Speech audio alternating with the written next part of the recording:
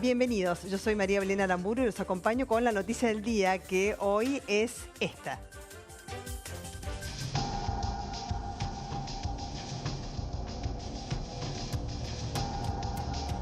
En la medida que se sigan perdiendo puestos de trabajo, en la medida que la inflación sea imparable, evidentemente los plazos se cortan, ¿no? Nosotros ya tenemos 280 despedidos, 30 se produjeron en enero y ahora entre el 30 y el 31 de marzo siguieron cayendo los telegramas. La mayoría de los despedidos no es en cualquier sector del Estado, es en programas que les interesa desfinanciar, que les interesa abandonar, que les interesa desguazar. Los recortes diarios generalmente hablan más de los despidos que de los nuevos puestos de trabajo. Está claro que en la construcción, otro dato que también planteó el presidente, las decenas de miles de obras públicas paralizadas en el país, los cuales no tenían ni presupuesto asignado y que estamos empezando a arrancar fuertemente, obviamente impactaron en la construcción. Reclaman por la discontinuidad de la obra pública en la ciudad de Buenos Aires. Están pidiendo una reunión con el jefe de gobierno porteño, Horacio Rodríguez Larreta. En un ratito van a entregar un petitorio y denuncian que como consecuencia de la paralización de buena parte de la obra pública se están afectando aproximadamente unos 7.000 puestos de trabajo en la ciudad de Buenos Aires. Además de que no hubo ninguna política concreta que signifique haber puesto en la agenda de gobierno la generación de empleo, porque separaron todas las obras públicas y eso impactó de lleno sobre el gremio de la construcción. Pero además de no haber tenido política activa, en lo único que tuvo actividad fue en expulsar trabajadores del sector público. Yo entré en el ministerio el año pasado, mi contrato vencía el 31 de marzo y lo que pasó es que no fue renovado. Yo trabajo en la Secretaría de Empleo, en el programa de empleo independiente. Reemplazar la falta de capacidad de generar empleo privado con empleo público para tratar de mantener bajo el nivel de desempleo. Ahora, eso no implica un mejor Estado. Que es parte de una política que viene implementando este gobierno desde que ganó y que lo que intenta es achicar el Estado como se hizo en los 90.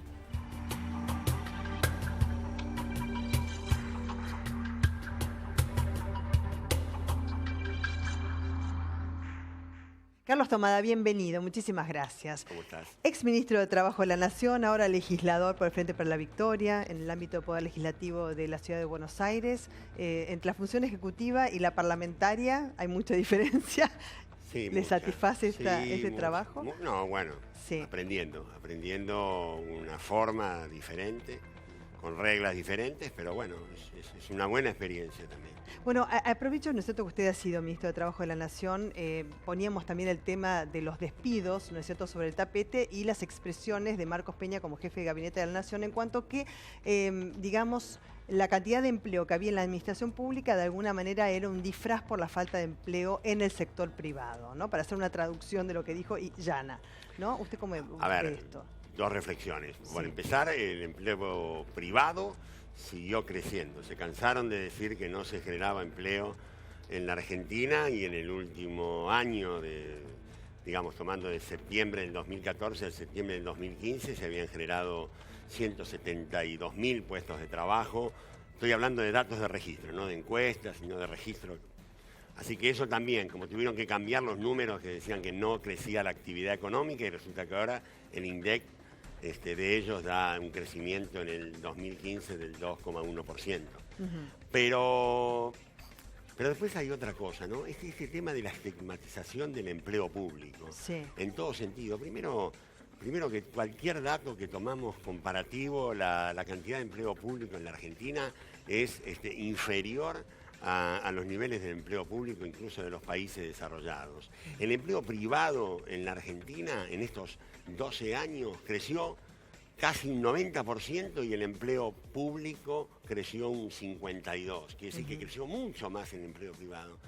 Pero finalmente, cuando hablamos de empleo público, ¿de qué hablamos? Estamos hablando de enfermeras, médicos, seguridad, docentes. ¿Cuál es el problema? ¿Por qué este ensañamiento con el empleo público? ¿Es un tema ideológico? que el Estado sea grande o sea chico? Pero sin lugar a duda, tiene que ver con la lógica de achicar el Estado para agrandar la nación, que así no fue, tiene que ver con la lógica de generar un ejército de desocupación para poder disciplinar a los trabajadores para que no reclamen, imaginan eso. ¿O tiene que ver también con la persecución política? Hay una persecución política porque, a ver, yo he invitado a gente que ha sido desempleada de un día para otro, que le mandaron un telegrama o que no la dejaban entrar, o en el Ministerio de Trabajo, en el Ministerio de Economía, o lo que fuese, cualquier ámbito, digamos, en la administración pública, pero dentro, digamos, de lo que son los ministerios, ¿no? Y era gente de planta, ¿no es cierto?, que hacía tiempo que estaba trabajando. Ahora, yo supongo que nosotros dejamos de lado ñoquis, o por ejemplo algunos que de alguna manera fueron contratados en el último tiempo como para que permaneciesen en el otro periodo gubernamental. Ah, sí, eso... No, Hay yo también no, de yo eso. no creo que esos sean los números importantes. Son los menos acá, esos. Pero si es que existen. Si es que existen. A mí la categoría de ñoquis no la voy a comprar, creo que es una argumentación falsa. Creo que también todo se basa en un desprecio al empleo público, porque yo digo, en determinado tipo de situaciones económicas, ¿por qué el Estado no puede ser un contratista de última instancia? ¿Cuál es el problema en términos macroeconómicos de que en determinadas circunstancias se utilice la contratación en el sector público? ¿Y quién le da estabilidad? Yo le voy a decir una cosa. Sí. En el Ministerio de Trabajo y en muchos otros lados, pero debe hablar de lo que conozca, todos tenían responsabilidades, todos tenían tareas, porque todo lo que se hizo en el Ministerio de Trabajo en protección de los trabajadores no se hubiera podido hacer si no hubieran estado los trabajadores del Ministerio. ¿Cuántos echaron de su ministerio, digamos, del que estaba a cargo? No es mi ministerio. Del que estaba a cargo. Y han echado, ya llevan 600. ¿Y todos esos eran de planta permanente? ¿Cumplían con sus funciones? Hay algunos de planta permanente y otros de lo que se llama contratados, no, por favor no simplifiquemos. Planta transitoria. Hubo un proceso muy grande durante estos años de pasar a trabajadores que no tenían derechos, porque cuando nosotros llegamos, la mayoría de los trabajadores del sector público no tenían licencia, no tenían vacaciones, no tenían aguinaldo, no tenían obra social y no tenían jubilación. Todo eso se fue revirtiendo.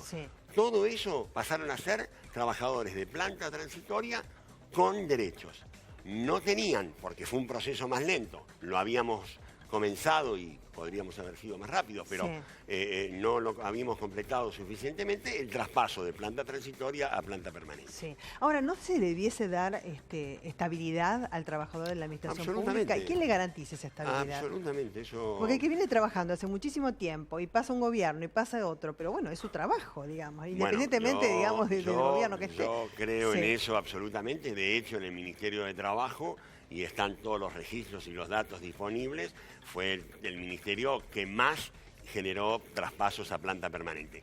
Pero no es un proceso sencillo, de todas maneras, debo decirle, porque hay normas de los convenios colectivos, de las propias organizaciones sindicales de trabajadores del sector público, que exigen que haya concursos, que haya una serie de procedimientos que también no agilizaron ese trámite. ¿Qué pasa con las paritarias? Hay algunas que ni siquiera se llevaron adelante. Es una buena pregunta, ¿no? Porque la otra gran pregunta después de estos despidos en el sector público, que también sirvieron, digamos, de paso para darle piedra libre a los despidos en el sector privado, que hoy son en número importante,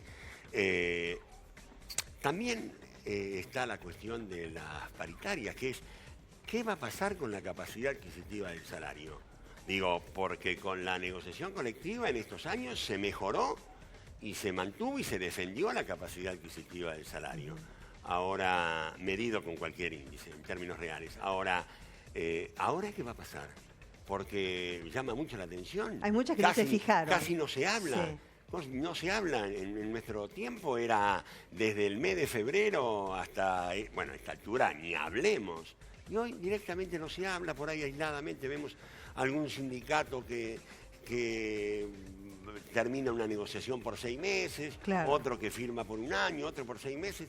Digo, eso también da cuenta, ¿no?, de la importancia que ocupa hoy por hoy en estas políticas el empleo y el salario, ¿no? Eso también tendrá que ver con que nunca se sabe exactamente cuál va a ser la proyección de la inflación, que se dice entre el 30 y el 40%, más cerca del 40%, y después el gobierno dice, no, pero va a haber un desaceleramiento de la inflación durante el segundo semestre para llegar a un 1% promedio mensual de inflación. La desaceleración de la inflación se la cree a esta altura solamente Macri, ¿no? Digo, ni siquiera las consultoras de su palo, de su espacio, digamos, coinciden en esa proyección.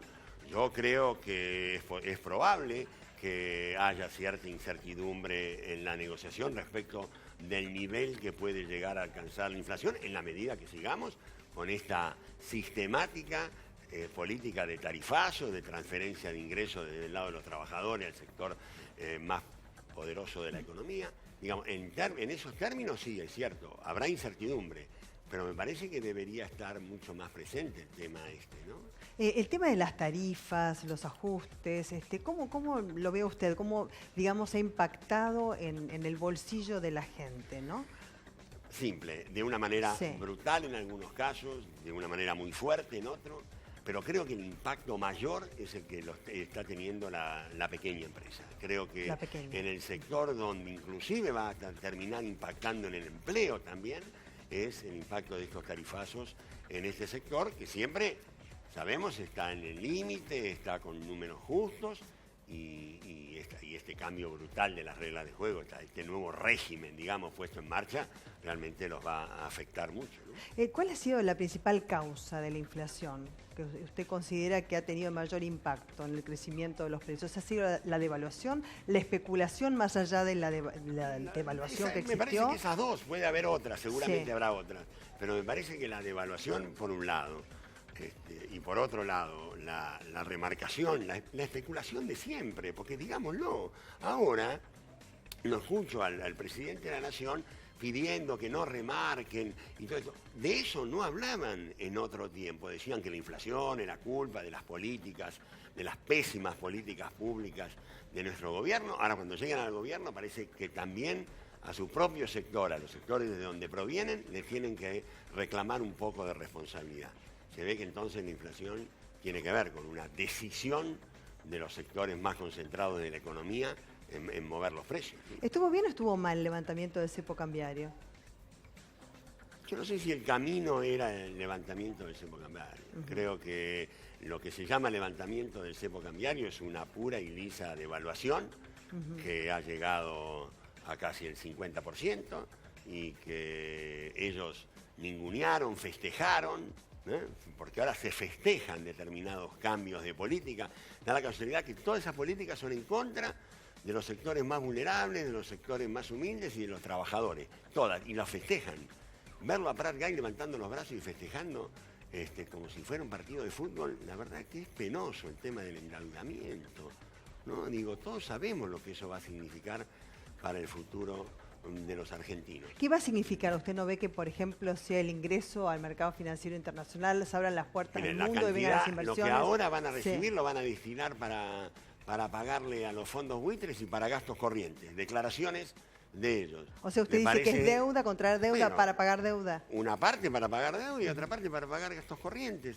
Para eso nos vamos a endeudar. Yo no digo que algún tipo de endeudamiento dirigido a grandes obras públicas puede tener un claro sentido. Ahora, el resto, la experiencia argentina en materia de deuda ha sido siempre pagada a costa de los trabajadores y del pueblo, siempre, desde Nicolás Avellaneda, con la sed y el hambre de los argentinos. ¿Y qué se podía hacer para pagar los fondos buitres, teniendo en cuenta un fallo que pesaba en nuestra contra? Nosotros teníamos la posibilidad de seguir negociando, de seguir buscando otras alternativas. De más está decir que había una oferta que, bueno, por el cambio de gobierno no se tomó por parte de los fondos buitres de una manera un poco más seria, porque sabían que podían especular con este gobierno que ya venía anunciando que iba a hacer todo lo que les pidieran. Creo que había otras formas.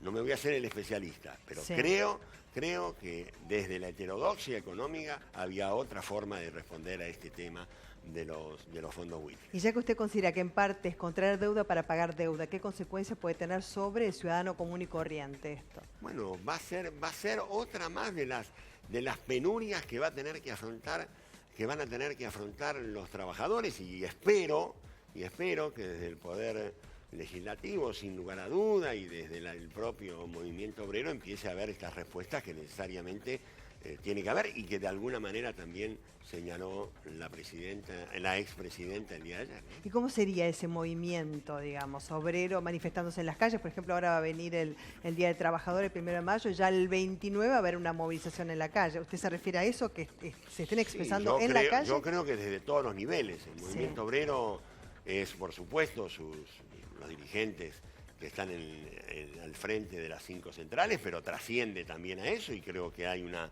movilización importante en muchos sindicatos y seccionales del interior. Creo que hay una convergencia entre distintos sectores sindicales, más allá de la división de los dirigentes, en función de empezar a dar respuestas más activas en esta lucha para enfrentar el desempleo y la caída del salario, ¿no? Bueno, ahora parece que estarían juntos, o por lo menos en esa normalización, llamado así ese proceso normalizador de la CGT, que está previsto para agosto. Por lo menos, bueno, ahora salen juntos a la calle. ¿Ve bien, digamos, como expresión del pueblo en sí, este movimiento sindical? Como me parece que siempre la unidad del movimiento sindical en todas sus expresiones es un factor importante. Cuando hay que confrontar, como vamos a tener que confrontar, me parece que es importante, entendiendo que la unidad también se da a nivel de los trabajadores, ¿no?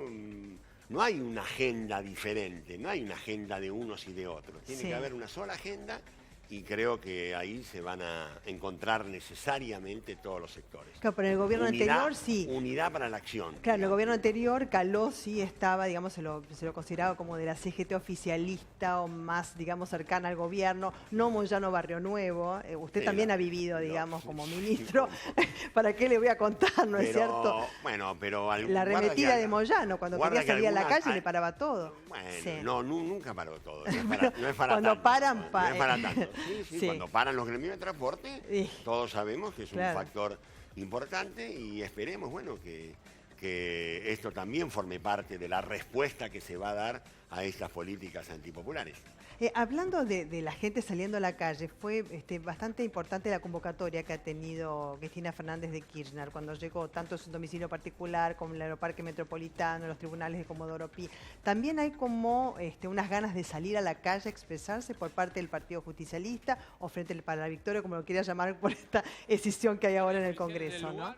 Pero me refiero más al partido en sí. No, yo creo que la movilización de ayer fue una movilización del pueblo argentino a través de sus organizaciones, por supuesto, movimientos sociales, sindicatos, también mucha gente que fue a reencontrarse con quien consideran y reconocen como una dirigente fundamental en la historia presente, contemporánea de la Argentina, que saben de qué lado está parada, de qué intereses ha defendido siempre, qué intereses defendió, qué intereses defiende y qué intereses va a seguir defendiendo, que es el de los sectores más débiles, de los humildes, de los trabajadores, con las políticas que se llevaron y que cambiaron en muchos sentidos la realidad del trabajo en nuestro país, ¿no? Y más allá de la llegada a la ciudad de Buenos Aires de la ex primera mandataria nacional, ¿no? Porque tenía que declarar en una causa, había sido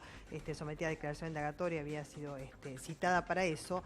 ¿Qué significó el regreso en el espacio político de Cristina Fernández de Kirchner? ¿Movió un poco el avispero? ¿Movió a todos? Bueno, esto lo va a ir determinando la gente, el pueblo. Creo que el regreso de Cristina era algo sumamente esperado, como ocurre siempre, y creo que estuvo a la altura de esa expectativa, como siempre, dio una respuesta a muchas de las preguntas. La gente encontró otra vez, como siempre ha ocurrido, que su máxima dirigente le hablaba de las cosas que querían escuchar, de las necesidades, de cómo enfrentar esta nueva etapa política, y sobre todo, y hay que decirlo, la gente estaba muy contenta. muy contenta. ¿Por qué no contarlo? Yo caminé las 12 cuadras y ¿Estuvo dónde tomada? Yo arranqué de la Torre de los Ingleses, arranqué caminando hasta el final. Así que fueron como 10 cuadras y le puedo asegurar, más que abigarradas para caminarlas. Sí. Por cierto, con mucho reencuentro, reconocimiento, pero la cuestión era que la gente lo que hablaba era 2 palabras, escuché permanentemente: alegría y amor. Sí. Digo, uno que no es tan de la cosa del amor, pero la verdad, uno lo que permanentemente sentía era esta cuestión de que la gente sentía que era su día, que estaban contentos. La situación podría haber dado lugar a otro tipo de lectura, sin embargo, la gente la vivió de esa forma, con enorme alegría por reencontrarse de nuevo con Cristina. ¿Llegó para quedarse? ¿Se reunió con diputados? ¿Se queda reunir con senadores? No sé. ¿O va a volver a la provincia de Santa Cruz? La verdad no sé. ¿Sabe algo? No sé, no. Supongo, no. Pero celebro que haya tenido estas reuniones con los miembros del Parlamento. Me parece que es muy importante que ella pueda hablar con los diputados y senadores en un tiempo donde ellos van a tener un rol tan importante como el movimiento obrero, ¿no? ¿Y se abre un nuevo espacio político en este Frente Ciudadano? ¿Qué significa este Frente Ciudadano que ella propuso desde el escenario? Para mí es retomar las líneas fundacionales del kirchnerismo, una idea de abrir los espacios, de convocar más allá de algunas expresiones políticas importantes, por supuesto, claves en la política nacional, pero que necesitan también nutrirse de esto, ¿no? De todos aquellos que estén dispuestos a confrontar, a enfrentar a estas políticas antipopulares y que estén dispuestos también, como dijo Cristina, a sumarse a un frente en defensa de ellos mismos. Acá de lo que se trata es tener claro que hay un gobierno que confronta, que provoca la confrontación a partir de que todas y cada una de las medidas que ha tomado han sido medidas en contra de los sectores más vulnerables. ¿La ve complicada a la expresidenta en el ámbito judicial? Dicen que Bonadío estaría muy dispuesto a procesarla. No creo. Eso es lo que dicen, es Sí. permanentemente una operación política que se va a tratar de mantener para que este tema esté arriba en el terreno mediático, cuando es una forma, sin lugar a dudas, de ocultar una realidad que igual se les escapa de las manos. ¿Usted considera que es una decisión política la que adoptó Absolutamente. Bonadío? Sí. Que digamos no es judiciable la cuestión de la venta de dólar futuro por parte del Banco Central. No lo voy a decir yo, lo dice toda la gente que sabe de derecho, la gente más seria en este tema cuestiona pretender judicializar una decisión de política económica, digamos, no tiene sentido. Pero bueno, sí, claro. estamos dispuestos. Y dentro del Partido Justicialista, ¿preocupa, por ejemplo, la causa del lavado de dinero? Recién, por ejemplo, tenía la información de que Casanelo ya dio por bueno el video de la Rosadita, las expresiones de Lázaro Báez, Fariña, llegando ya a Cristina, Néstor. Todo eso lo vemos, se le insiste, se repite, se habla de la ruta K, se está permanentemente fogoneando con ese tema. Vamos a ver qué dice la justicia. Sí. Después aparecieron hoy 2 sociedades offshore también vinculadas a los Kirchner. Apareció en Le Monde, un diario francés. Sí, Le Monde, pero no sabía. No sabía que había aparecido, no sabía. Sí. No sabía. Bueno, pero ya que estamos hablando de offshore, le voy a preguntar por lo de Macri. Aprovechemos un poquito, ¿no? El tema de tan olvidado que lo tenemos. ¿Le parece que quedó sí, claro. olvidado el tema de Macri, de las sociedades offshore? Sí, claro. Una cosa tapa la no otra, sé, ¿piensa? podemos mirar, revisar un poco la importancia que le han dado los diarios oficialistas a este tema y con eso tenemos también claro cuáles son los objetivos, ¿no? ¿Usted cree que Macri debió haber presentado en la declaración jurada su pertenencia como director y como vicepresidente en el caso de la otra sociedad offshore? A mí no se me hubiera ocurrido, no sé cómo piensa Macri, le voy a ser franco, pero a mí no se me hubiera ocurrido no denunciar todo lo que tengo. Bueno, salvo que no quisiera mostrarlo. Y en ese caso, claro, seguramente no lo denunciaría. Si no quisiera que se supiera, seguramente no lo denunciaría. Y la verdad, debo decir además más sencillo, para no entrar en toda la discusión. Digo, al que se le ocurre tener una cuenta offshore en un paraíso fiscal, digamos, claramente ha tomado una decisión, que es evadir la legislación de su país y fugar capital. ¿Le satisfizo la explicación que dio públicamente y la presentación de documentación ante la justicia o debiese haberse manejado de otra manera? Me parece que fue por lo pronto escasa y siempre en estos casos da la impresión de que trata de explicarse lo inexplicable, ¿no? Así que, bueno, pero también ahí intervendrá la justicia, ¿no? Desde su mirada, ¿qué puede pasar con el país? Que se pregunta todo el mundo de acá en más. Es una pregunta muy vasta para una respuesta que tiene distintas aristas. Desde mi perspectiva, que tiene que ver con el futuro del trabajo, sobre todo, y le digo no solamente por un sesgo vinculado con un ámbito en el que he tenido mi mayor compromiso, creo que el futuro del trabajo está en peligro en la Argentina, está en peligro en el mundo. En realidad, en el mundo, yo creo que una frase que tiene para analizarla es que el mundo, entre otras cosas, está en peligro porque ha abandonado la idea del trabajo como elemento organizador de la sociedad, como factor de desarrollo de un país y, sin duda, como dignidad de los trabajadores. Pero quiero decir, me parece que la pérdida de rumbo que hoy tenemos en el mundo y en la Argentina a partir del 10 de diciembre con relación al trabajo nos motiva o nos lleva a pensar que no van a ser fáciles los tiempos que vengan. Tomás, agradeciéndole mucho que haya venido y respondiendo a todas las preguntas que tienen que ver con la coyuntura de hoy, que está bastante complicada y movida. Aprovecho que es legislador en la ciudad de Buenos Aires por el tema de Uber, ¿no? Apareció Uber, que además la justicia ha fallado en contra, digamos, haciéndose una presentación por parte del Sindicato de Peones de Taxi con la medida cautelar, la cual dio lugar la justicia y prohibió, digamos, que siguieran circulando vehículos vinculados con esta empresa, ¿no? ¿Usted qué opinión tiene al respecto de Uber, de esta empresa? Que además del problema de Uber en sí mismo, que es una empresa multinacional, lobista, que viene con toda una idea de evasión de reglas, de leyes, ¿no? A un nivel tan explícito que parece imposible que eso pueda prosperar en la Argentina, y espero que así sea. Hoy hubo una sesión en la legislatura donde también estuvo presente el legislador Ramal y donde todas las fuerzas políticas se expresaron, y espero que eso sea sostenido en el terreno en contra de este tipo de empresas. A mí lo que me preocupa particularmente es que atrás de esta idea de introducción de nuevas tecnologías, que por supuesto nosotros sostenemos y forman parte, digamos, de nuestra plataforma política.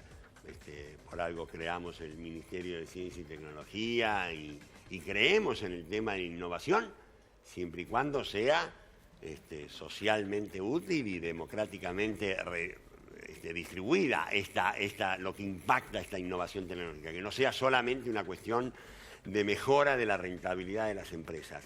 Entonces, sacando eso de lado, que parecería ser el eje mentiroso, digo yo, de Uber, el tema de la innovación tecnológica, lo que a mí me preocupa es que es la punta del iceberg. Yo creo que atrás de este experimento, que específicamente está dirigido a la cuestión del transporte de pasajeros en auto en la ciudad de Buenos Aires, hay ya en marcha la vuelta de las políticas que preanuncian desregulación de las condiciones de trabajo, desregulación de los salarios, flexibilidad laboral, y eso ya lo vivimos. Y yo espero la respuesta de la justicia, lo de hoy en la legislatura, permitiría tener algo de optimismo de que, bueno, esto que hay atrás de Uber no se consolide en nuestro país. Lo hemos vivido como experiencia, lo hemos sufrido y todavía queda mucho daño para reparar en ese sentido, ¿no? Carlos Tomada, muchísimas gracias. No he escapado a ninguna pregunta, contestado absolutamente todas. Y eso, claro,